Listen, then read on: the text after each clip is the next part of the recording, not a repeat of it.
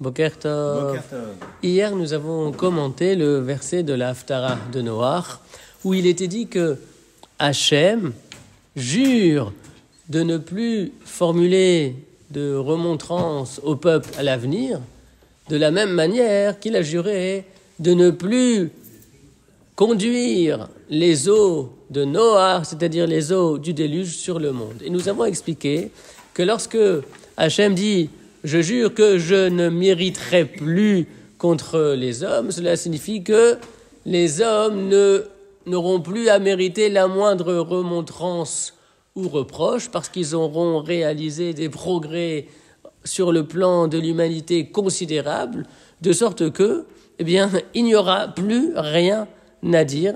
Et on avait conclu notre petite étude en concluant que seul le prophète pouvait annoncer un tel événement.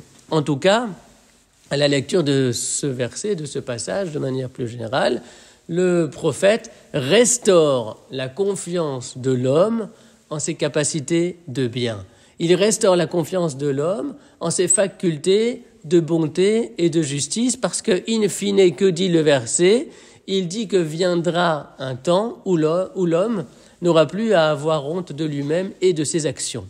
Alors peut-être est-ce aussi le sens du serment prêté par Hachem après le déluge, quand Hachem dit « Lo osif le kalel et Adama » je n'aurai plus encore à maudire la terre.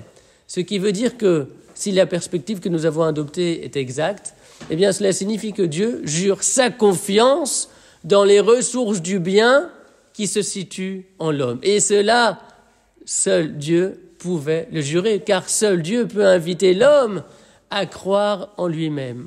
Alors en ces moments si particuliers, si difficiles, porter cette idée peut faire sourire, néanmoins, c'est bien là la vocation de la Torah que celle de prêter sa confiance aux hommes.